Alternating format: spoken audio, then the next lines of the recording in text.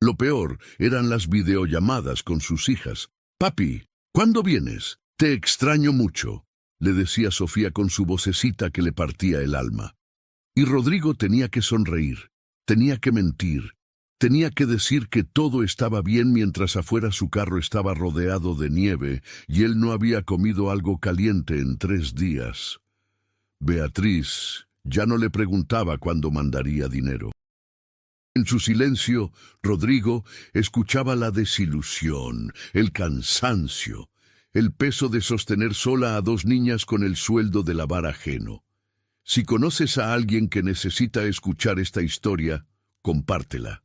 Juntos podemos inspirar a más personas a encontrar fuerza en los momentos más oscuros.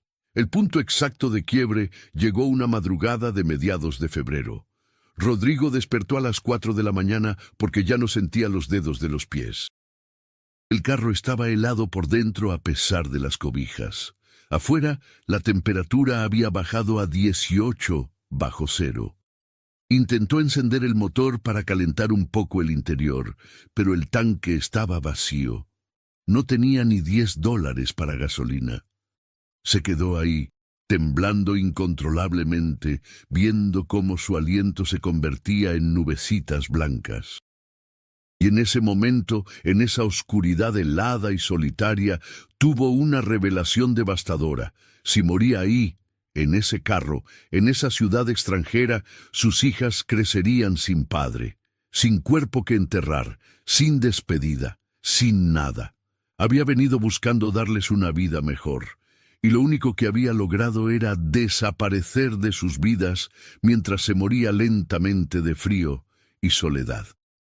Lloró de nuevo, pero esta vez era diferente. No era llanto de autocompasión, era llanto de claridad, de decisión. Sacó su teléfono con las manos temblorosas y buscó el número del consulado mexicano en Denver, que un paisano le había dado meses atrás. «Por si algún día necesitas ayuda para regresar», le había dicho. Rodrigo había tirado el papelito a la basura con orgullo. «Yo no vine a fracasar», había pensado, pero el orgullo no sirve para calentar las noches ni para llenar el estómago. A las 9 de la mañana, en cuanto abrieron, llamó. Una mujer con acento chilango le atendió con calidez. «Dígame, señor, ¿en qué le podemos ayudar?» «Quiero regresar a México», dijo Rodrigo, y al decirlo en voz alta sintió algo extraño. Alivio.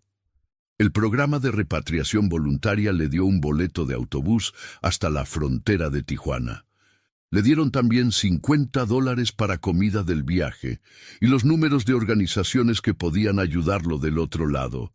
La trabajadora social, una señora mayor con lentes gruesos, le apretó la mano al despedirse. «Regresar no es fracasar, joven. Es tener el valor de reconocer qué batalla vale la pena pelear».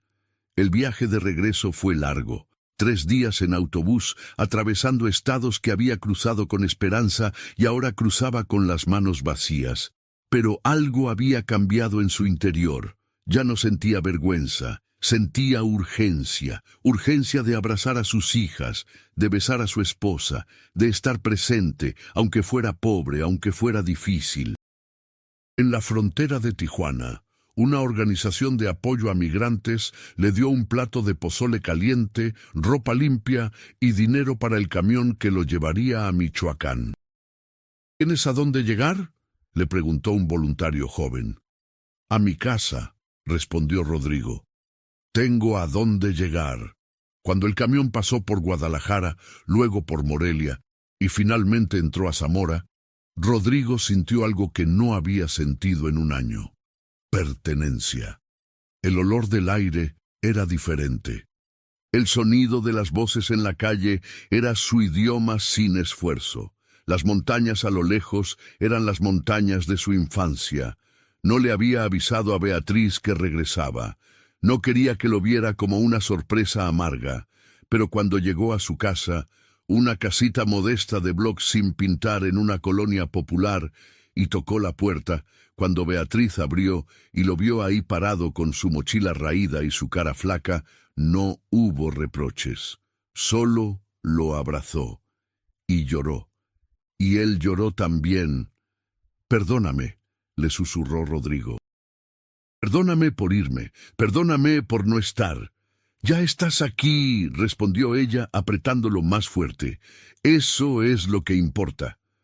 Valeria y Sofía salieron corriendo al escuchar el llanto de su mamá. Cuando vieron a su papá, se lanzaron sobre él como si temieran que fuera a desaparecer de nuevo. Rodrigo se arrodilló y las abrazó con una fuerza que salía de lo más profundo de su alma.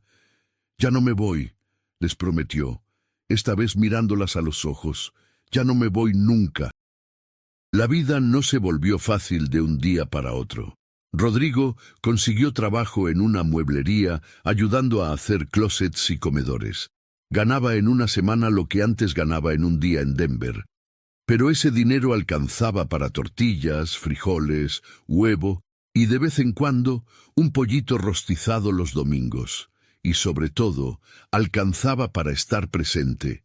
Estaba ahí cuando Valeria tuvo su primera obra de teatro en la escuela. Estaba ahí cuando Sofía aprendió a andar en bicicleta. Estaba ahí para las tareas, para las cenas, para los domingos, viendo caricaturas juntos en el sofá viejo de la sala. Beatriz dejó de lavar ropa ajena cuando Rodrigo convenció al dueño de la mueblería de contratarla para lijar y pintar.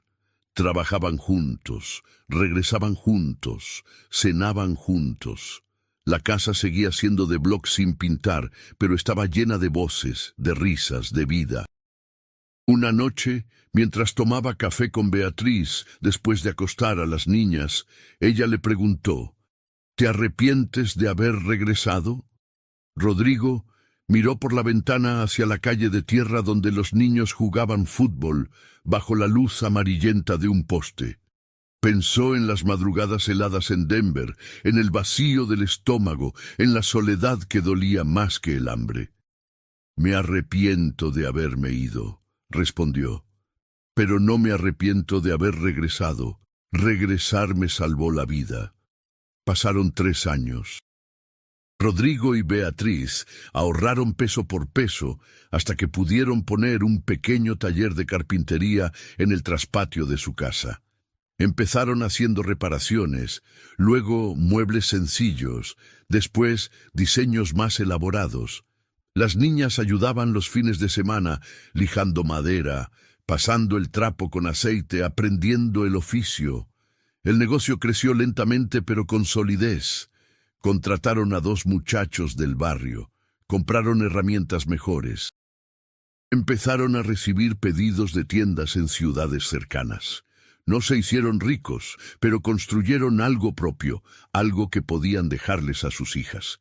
Valeria, que ahora tenía 11 años, le preguntó un día mientras trabajaban juntos, «Papá, ¿por qué te fuiste a Estados Unidos?» Rodrigo dejó de lijar y se sentó junto a ella. «Porque pensé que el dinero era lo más importante. Pensé que sin dinero no podía ser buen padre. ¿Y ahora qué piensas?» «Ahora pienso que estar aquí contigo vale más que todos los dólares del mundo». Valeria sonrió y siguió lijando la madera. «Yo también pienso eso. Hubo momentos difíciles, claro. Meses donde las ventas bajaban y había que estirar los frijoles. Semanas donde Rodrigo dudaba si habían tomado la decisión correcta de emprender solos. Noches donde los números no cuadraban y Beatriz y él se quedaban despiertos buscando soluciones. Pero nunca, ni una sola vez, Rodrigo volvió a considerar irse. Porque había aprendido la lección más importante de su vida. La riqueza no está en la cuenta de banco. Está en poder ver crecer a tus hijos, en poder abrazar a tu esposa sin un teléfono de por medio, en poder construir algo con tus propias manos en tu propia tierra. El sueño americano, descubrió Rodrigo, no estaba en dormir en un carro helado en Denver persiguiendo dólares. Estaba en despertar cada mañana en Zamora junto a la gente que amaba, construyendo una vida que, aunque modesta, era genuinamente suya. A veces, cuando pasaba frente a la terminal de camiones y veía hombres jóvenes subiendo a los autobuses que iban rumbo al norte, Rodrigo sentía el impulso de detenerlos, de contarles su historia. Pero sabía que cada quien tiene que vivir su propio camino, cometer sus propios errores, encontrar sus propias respuestas. Solo esperaba que, si alguno de ellos terminaba durmiendo en su carro en una ciudad extranjera, temblando de frío y de soledad, recordara que siempre hay un camino de regreso, que volver a casa no es fracasar, que reconocer lo que realmente importa es el acto de valentía más grande que existe, porque al final el punto exacto donde Rodrigo decidió volver no fue solo un lugar geográfico. Fue el momento en que entendió que la verdadera riqueza no se mide en dólares, sino en abrazos, en risas compartidas, en estar presente en los momentos que no se repiten. Y ese despertar, esa claridad nacida del frío y la desesperación, fue lo que realmente le permitió renacer.